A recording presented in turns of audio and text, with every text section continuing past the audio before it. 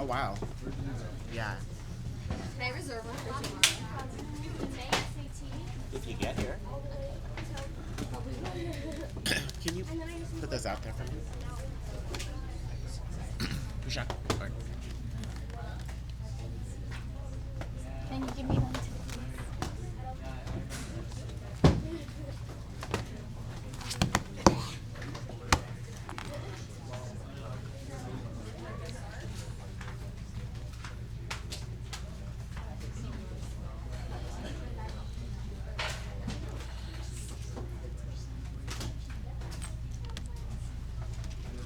Okay, so I'm starting off with a clear list because number one, part A is to construct parallel box plots of space per standing passenger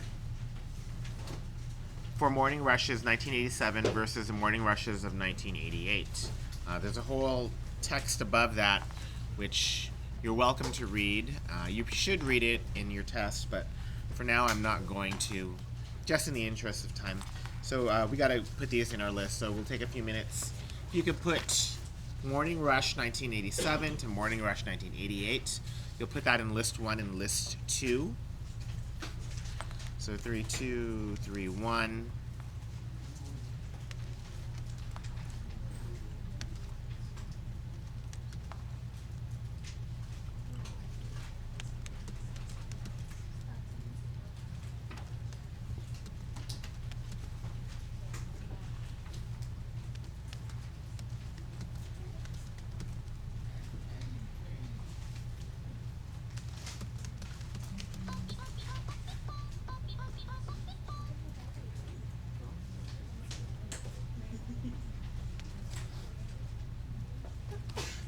What happened?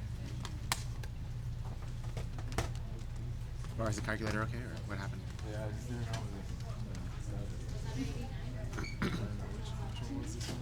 Yeah, 89. It's bad news.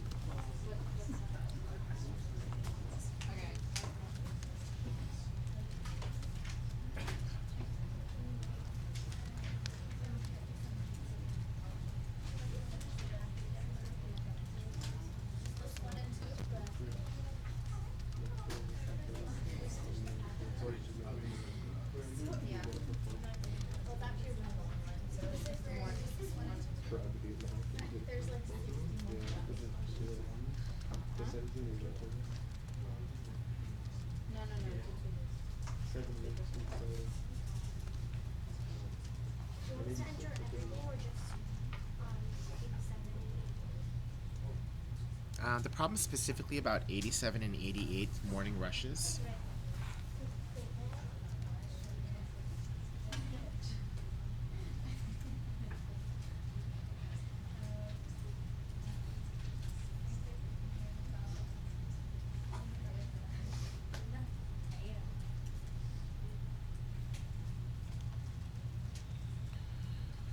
Okay. We're going to move on in a couple of minutes, so if you don't have those in your calculator at that point, you may well just want to follow along.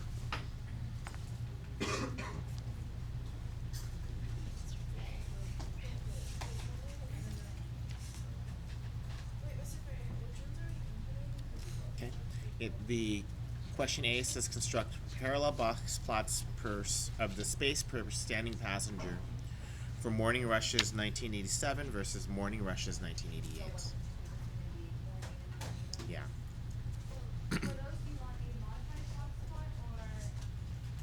It's a great question. Box plots should always be modified. Always.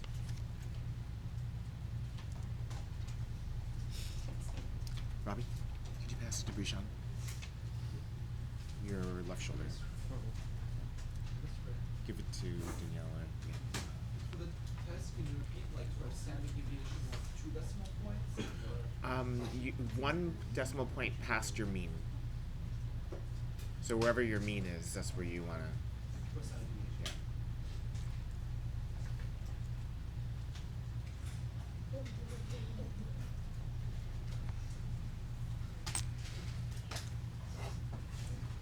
Okay, I'm going to go ahead and continue then.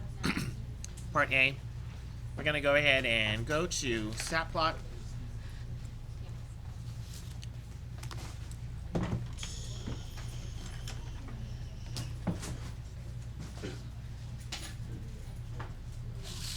stat plot, and I want to turn the first one on. Let's see, it's already been defaulted, or I had already been using it last as a modified box plot, so I'm good there. I don't know if you knew this or not, but if you scrolled up and then scroll to the right, now that you're highlighted box 2, you push enter, and then it'll take you to plot 2, enter. Remember, we always want to use modified box plot, and then we're good to go from there, Griffin. Oh my gosh. Okay. No problem.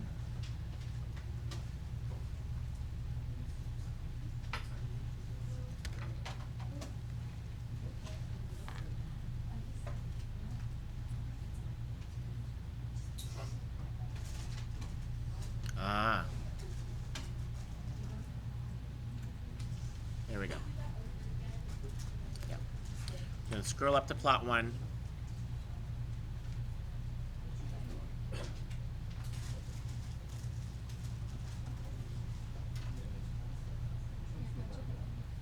Second y equals.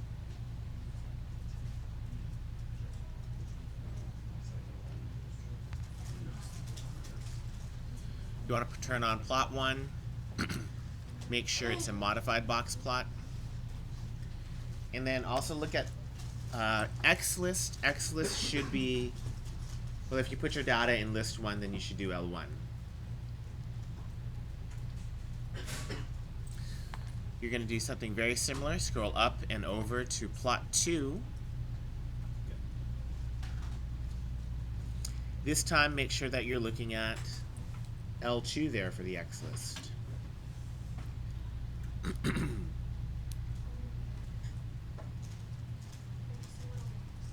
Sure, where are you?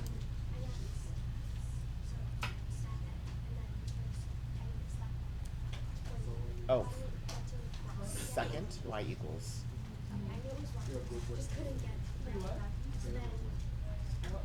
And then set it up. So we're going to show 2 box plots now. We're going to show one in my calculator. One's going to be in blue, one's going to be in red. One will be for L1, that's the blue one. And then the red one will be for L2. She's not here. Okay, thank you.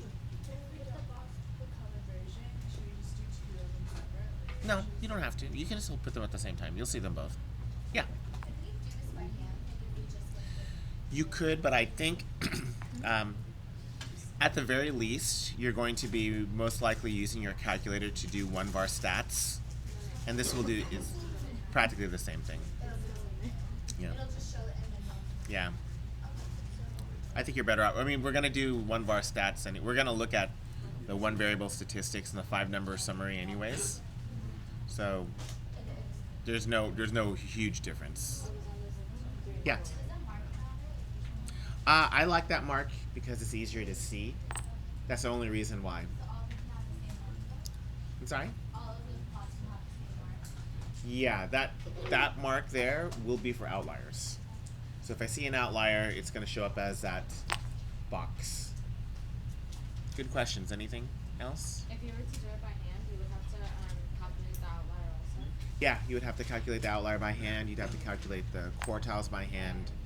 Yeah, it's a lot of work, and your calculator automatically does it for you.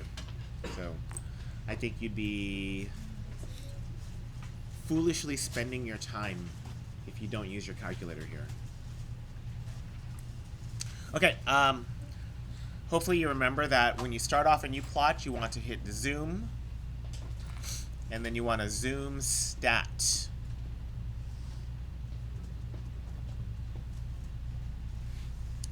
There's my zoom stat.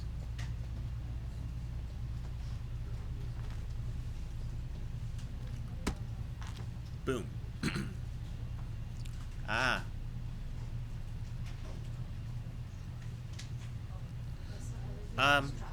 Do you remember what happens if you see funny things on your graph? I have something in y equals because I was using calculus. So I'm gonna push y equals. See what's there? Oh, look at that function. I've seen that before. And I'm going to clear it out. Push graph again. There we go, that's good. Okay, hopefully everyone can get here. Any questions now? Yeah? How did you get yours and then the X? I didn't. It just did. It doesn't matter where it is vertically. Again, it doesn't matter where your box plots line up vertically. This isn't going to be your answer. You're just going to copy this down. So a few things to help you out here, and I'm going to notate these because, well, that's what I do. You're going to push trace. Please watch me do it. Don't actually do this. You're going to push the trace button. Notice my trace is now at the very top. It says I'm on the box plot for L1. And then down here, it's going to give me where I am. So right now, I have the minimum is 1.8. I'm going to scroll to the right. Q1 is 2.3.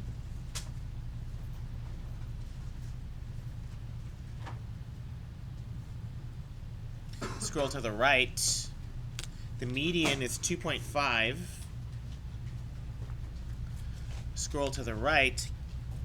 Q3 is 3.7. To the right. The last non-outlier is 4.8. Scroll to the right. Outlier is 6.9. Does there have to be an outlier? No. Good. So you press trace and then what? Trace and then you just scroll left and right. Is it the 6.9 connected? No, it is not because it is an outlier. Okay, so then what's the other point? This one is the last non-outlier, or the biggest number in the set of observations that is not an outlier. So whenever we do one more step until it's Q3, so we don't connect that? No. This is not Q3. Q3 is 3.7. 4.8 is the largest observation that is not an outlier. And I think you were asking also about one-var stats or doing it by hand.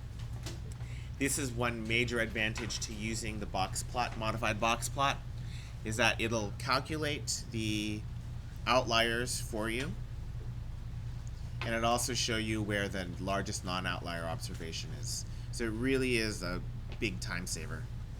If you were to do it by hand, Let me get Justin's. Yeah. On the test, if you ask us to draw that, does it matter if L1 or L2 goes on top? You have to label which graph is which. Okay. if you were to do it by hand, you would be able to find that the upper outlier is 6 point whatever by doing Q3 plus 1 half IPR, but then you wouldn't know that the maximum that's not an outlier is 4.8. You'd have to scan the list and find it. So a lot faster, right? A lot faster. Okay, I'm going to take down the numbers for list 2 real quick. Go back from the beginning. That 15222.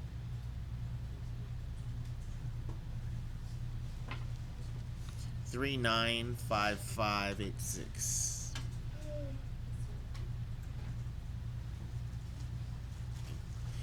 And hopefully you're noticing that I'm just kind of taking down the numbers because I can't, I'm not going to trace this onto my paper, and if you try that, I swear I will find a BB gun for your forehead. You heard it right. Don't trace. Okay, I'm going to go back to my paper now, and don't put your paper on top of your calculator. No. Don't put a piece of paper on top of your calculator and start tracing it. That's kind of ridiculous. That's awesome. Okay, here, don't literally put a piece of paper on your calculator and start tracing. I can't even say that to a straight face. Here we go. I'm going to make my number line. I'm going to remember where my min and my max were. Looks like the minimum was 1.5 and the total max was 8.6. So I'm going to make a number line from 0 to 10.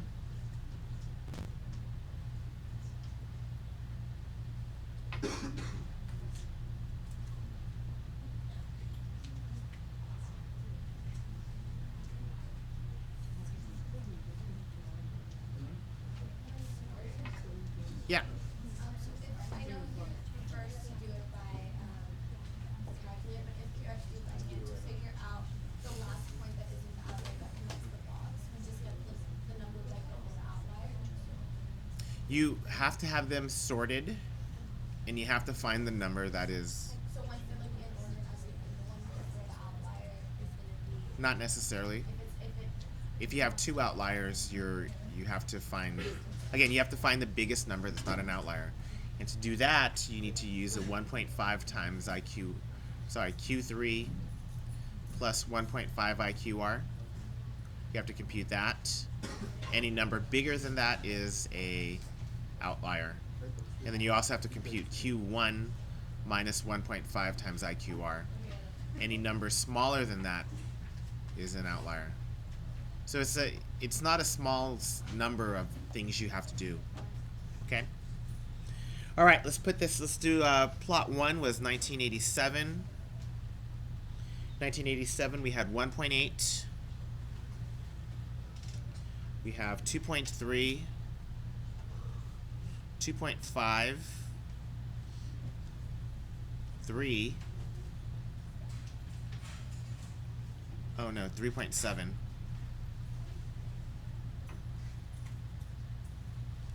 4.8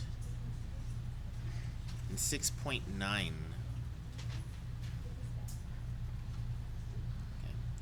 So I'm going to go ahead and draw my box now. Notice I'm off a little bit, that's okay. Connect. There we go. So once you get all of those numbers, it becomes pretty easy. Notice I've labeled it 1987. An additional thing which you may want to do is you may want to write down 1.8, 2.3, 2.5, 3.7, 4.8, and 6.9. You want to write the value? It certainly would be welcome. Okay, so 1988. We have 1.5. We have 2.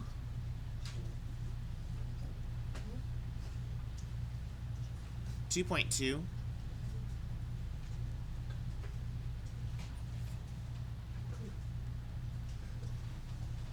3.9.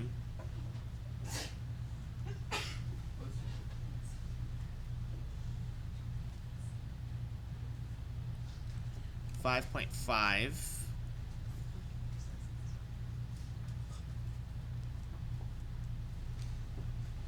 And then 8.6.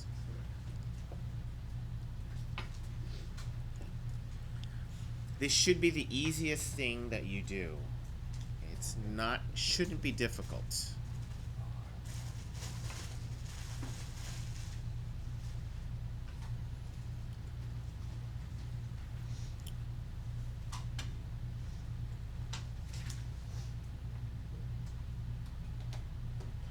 Okay, so we can talk about a few things here, taking a look at it and just kind of previewing the next part, part B.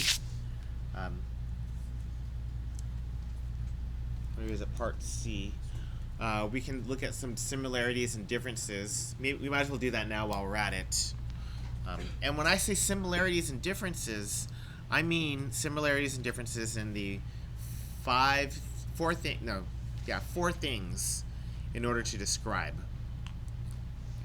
So the 4 things that I want to describe are, well, first of all, what about for center?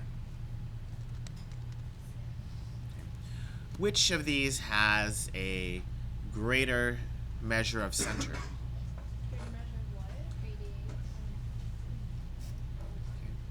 A greater measure of center. And it looks like 1987. 1987's mean is greater than 1988's mean. I'm sorry, that's not mean, that's median.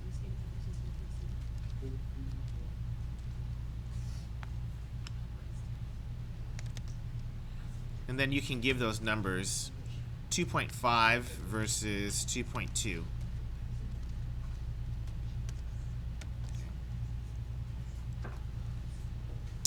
What about shape?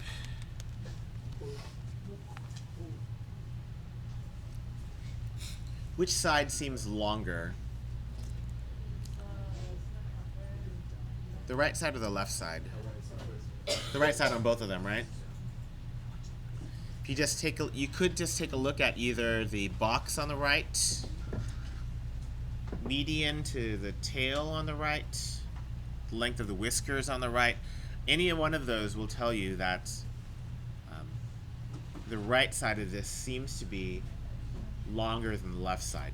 So we can say that both of these are positively skewed.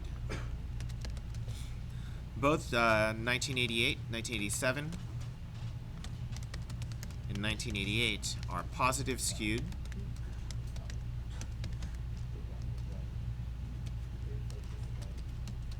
And each has one high outlier. High outlier because it is greater than the rest of the observations.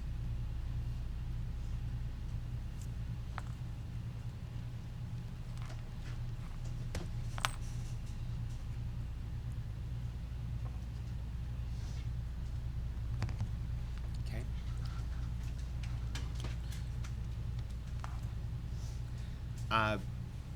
Spread.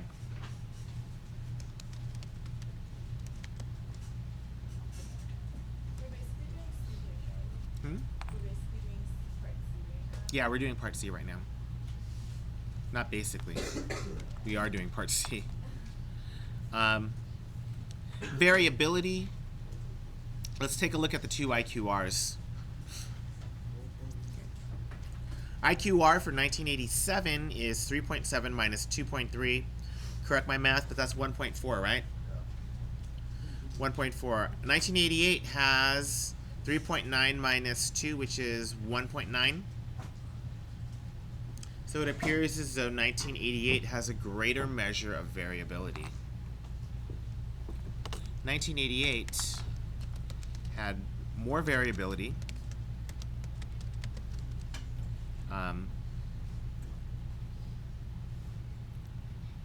When comparing IQR. Oh, what did I say? 1.9 versus 1.4. They're very close.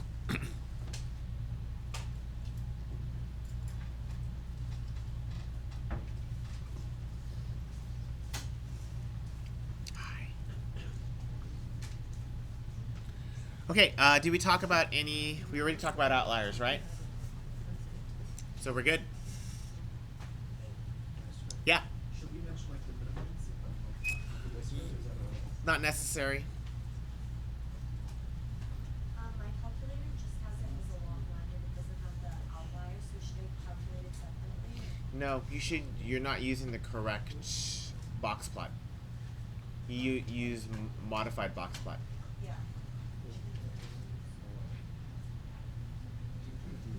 All right, any last questions? We're going to move on. Yeah.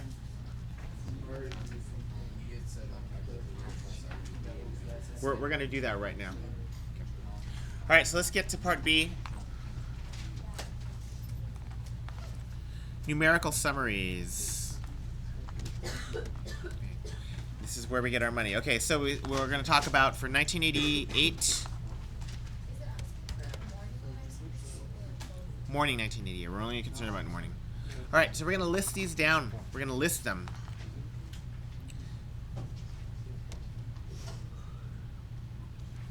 Oops. 1988. All right, so the first one is minimum. 1988's minimum. yeah, 1.8 and 1.5, right? 1.5. Let's take a look at the next measure, which is quarter 1. Q1, we have 2.3 and 2.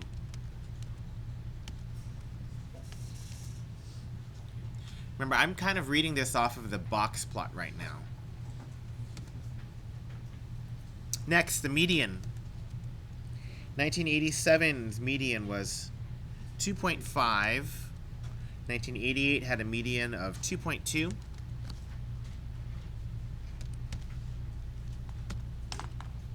Q3. 1987 has 3.7. 1988 has 3.9. Isn't that Q1 for 1987, 2.3? Yeah, it should be 2.3. Typo. Maximums. Maximum for 1987 is 6.9. Maximum for 1988 is 8.6.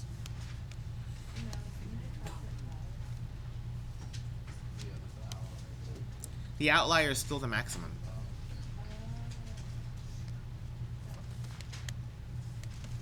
And then now we have to compute mean and standard deviation.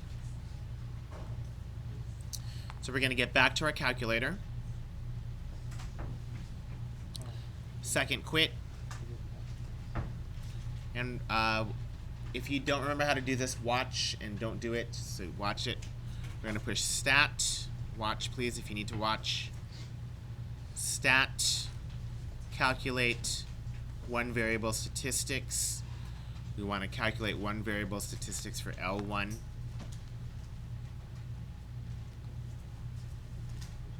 Okay. It's going to give us a lot of the same numbers, but the only ones I'm really interested in is this. The mean is 3.24. And this one, the mean is 1.496.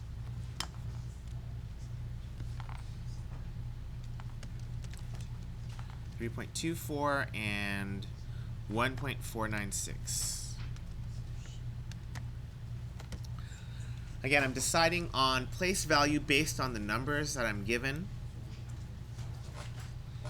Considering all the numbers that are given are in the 10th place, I think taking a mean to the 100th place works. If I take a mean to the 100th place, then I should make my standard deviation to the 1000th place. Let's look at list 2. Oh, I'm sorry, we should talk about this. Remember that the 5-number summary is also at the end of the one variable statistics. We have min, Q1, Q3, Q3, and maximum over here. Note that maximum is 6.9 and not 4.8. 4.8 is not the maximum observation, it's just the biggest non-outlier observation. We're going to do the same thing for list 2.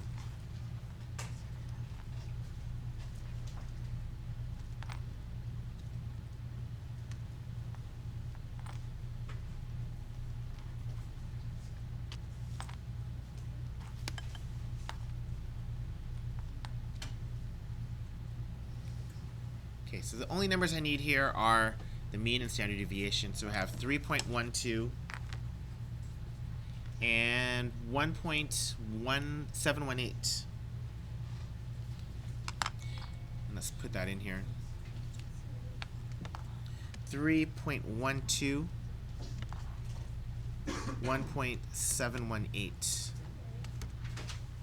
The one with the Greek notation, what does that one stand for again? That one is if you have a population and not a sample. So how would you know it was fixed? Well, considering this is about subway cars, I think there were more than 20 people who rode the subway in 1987. This is a sample. Using the standard deviation, what's the other thing we can compute? Like if it's square root or squared? One more time. There was one more thing that if we had took the standard deviation, if we squared or square root it, we get another power. Yeah, if you square the standard deviation, you get the variance. Okay, so we would say we did part C. Let's take a look at part D, which we kind of already did, right? Judging from the data and the responses on parts A and B, would you say the distributions are skewed or approximately symmetric? Okay, so we think that they're both positively skewed, right? Is there something else we can do to show positive skew? Mean is to the right. Yeah, we could compare the mean and the median, right? Okay. So both distributions, both 1987 and 1988, appear positively skewed. Okay. A couple of pieces of evidence that I would like to present to you to justify that positive skew. Piece of evidence number one. Both have positive outliers, right? Both distributions have high outliers.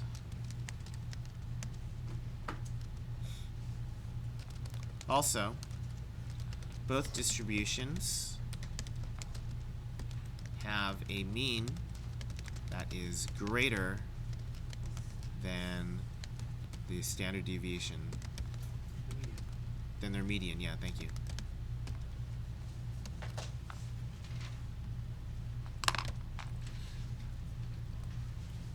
So when your mean is greater than your median, that's indicative of a positive skew. And exactly the opposite for negative skew.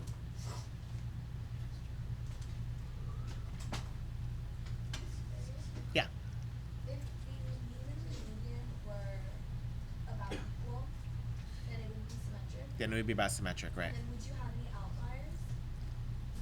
Like, could You could still have outliers. still have outliers? Yeah. So, just because you have an outlier doesn't mean it's skewed or Yeah. But in this case, because we have a high outlier and no negative outliers, they don't, I guess the word would be balance each other out. okay. Okay. If you're going to be symmetric, if you have a high outlier, you probably should have a low outlier too. Right. Okay. Any other questions? That was a lot of work, right? Okay, maybe not a lot of work, nothing difficult, but it was spent a lot of time on that one. So I think we're gonna have enough time to do FRQ2, and then after that, we're going to we're gonna stop. If you have any questions on the multiple choice, please make sure that you see me sometime in the next 24 hours. Okay? Don't forget that after school we're gonna be meeting today as well. Okay? Right after school or? I'm gonna need some time to run to Ralph's and get some, I don't know, popcorn chicken or something. Maybe some potato logs, I don't know. I think they fry those potato logs in the chicken fat. That's why they taste like that. I don't have to think. I'm pretty positive that's what's happened. So, okay. So the territory of Iowa. No, we don't need to read all of that. Let's take a look at the mean diameter of ash trees was 11.5 with a standard deviation of 3.842. Great. First one, the diameters of 3 trees in the sample were 8, 12, and 16. Convert these to z-scores. Okay, so please do not do this all in your calculator.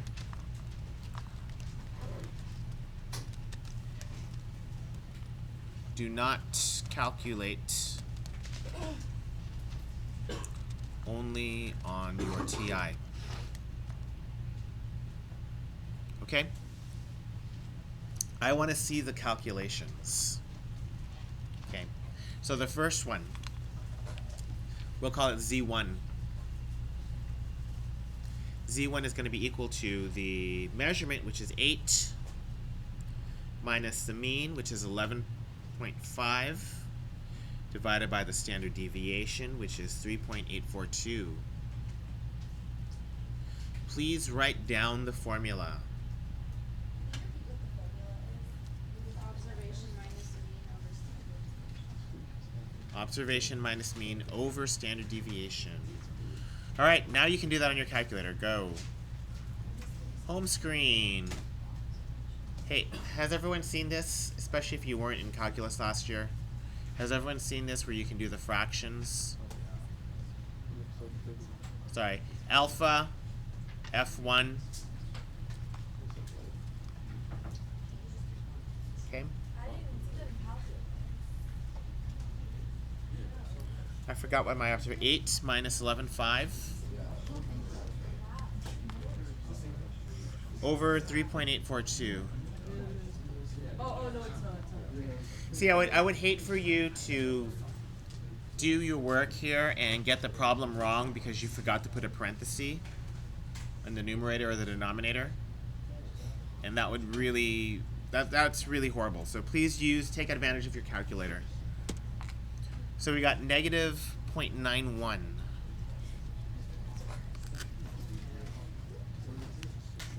So negative 0.91. Z2. Yeah, Camille? For the amount of work that you want written, that you want exactly like the numbers put in, or you just write the equations and then write the answer, you want it written for 3 separate times. I would like, this right here is perfect. Okay. Yeah. I'm assuming you have the I still like what the equation was, and Yeah. I wrote like 8 becomes this, 10 becomes this. not necessary. Don't do it that way. Just write it like this. Okay, next one, 12. Also, I don't know if you knew this or not. You can scroll up and copy and paste. Scroll it up so you have that one highlighted. Push enter. And then go back and change that 8 to an 11. To a 12.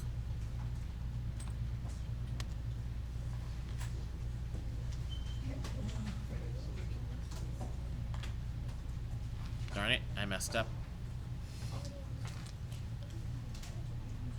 Make that a 12. Oh, I have to insert. Be careful. 12 minus 11, 5. Push enter. Positive 0.13.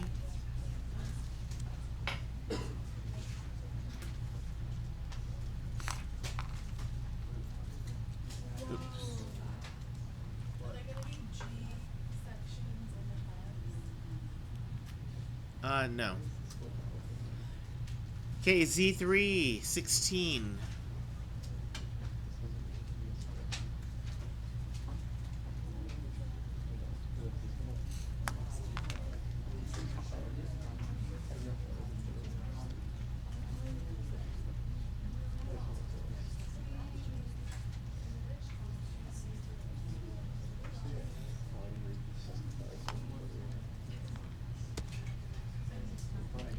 One point 1.17.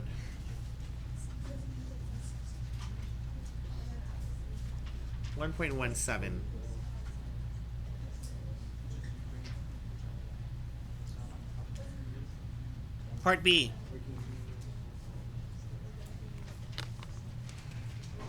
Okay.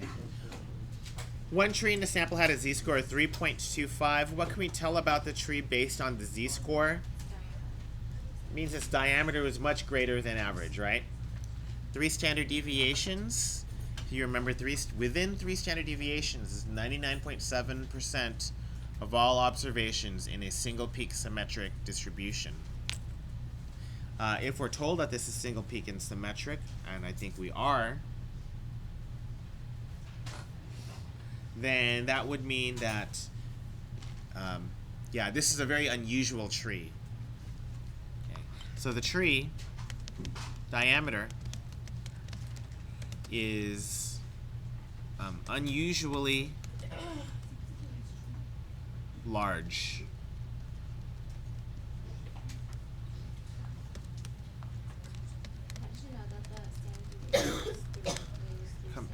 Hang on.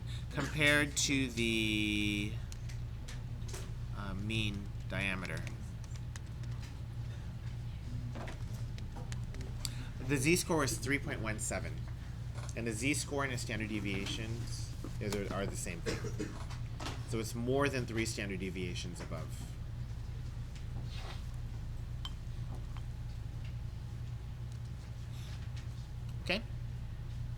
Actually, can we figure out the diameter of that tree? We actually can. What diameter of that? We have the z-score is 3.25, and that's equal to the tree's diameter minus the mean divided by standard deviation. So we can do some math here. We have 3.25 times 3.842 equals x minus 11.5. And so the diameter is 11.5 plus 3.25 times 3.842. Did somebody calculate that? Yeah, it's 99. Okay, so the tree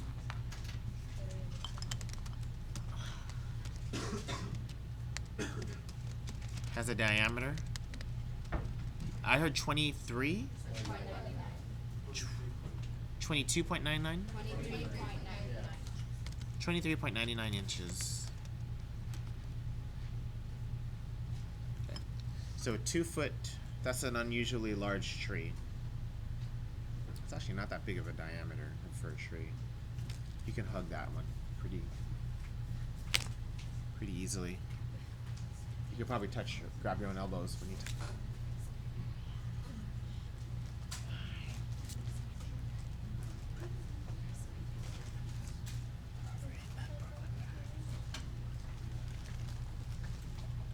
Part C.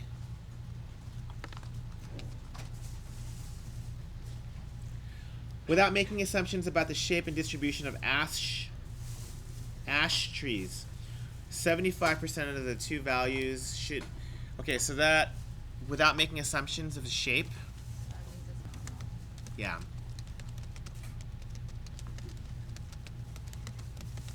That kind of tells you that we're assuming non-normal.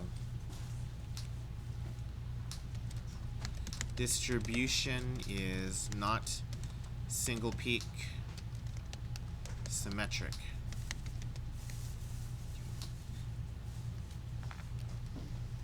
That also tells you that you should be using Chebyshev's rule.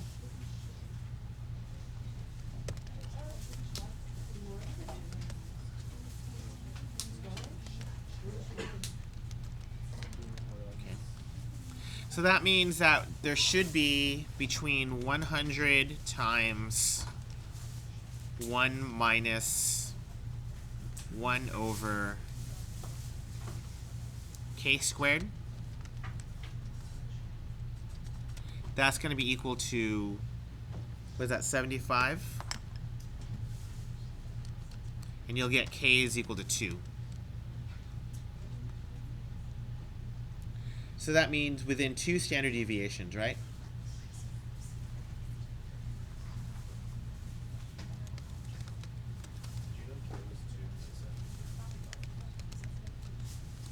I think most of you hopefully have that memorized anyways for 75. Yeah. Is that how you get those two? Solve it, yeah. You can solve that or have that memorized. Okay, so within 2 standard deviations, let's figure out what number that is. What was our mean? It was 11.5 minus 2 times 3.842.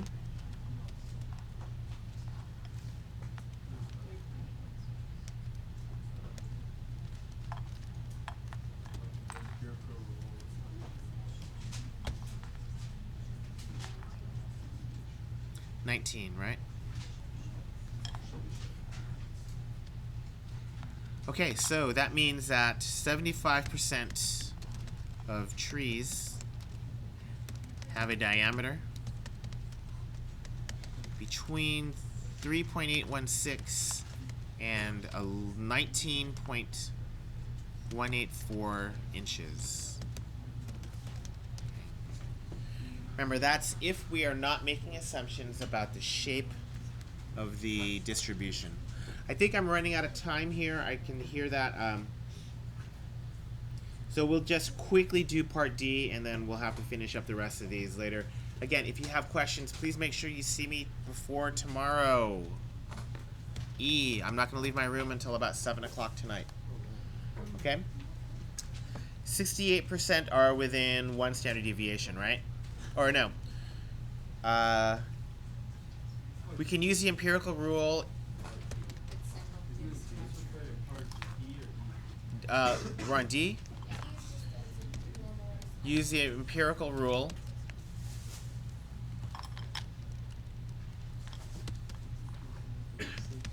If the distribution is approximately single-peaked symmetric. E, 68% are within 1 standard deviation.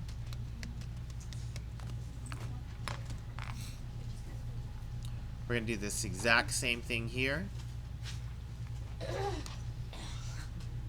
But now we're just going to use 1 standard deviation.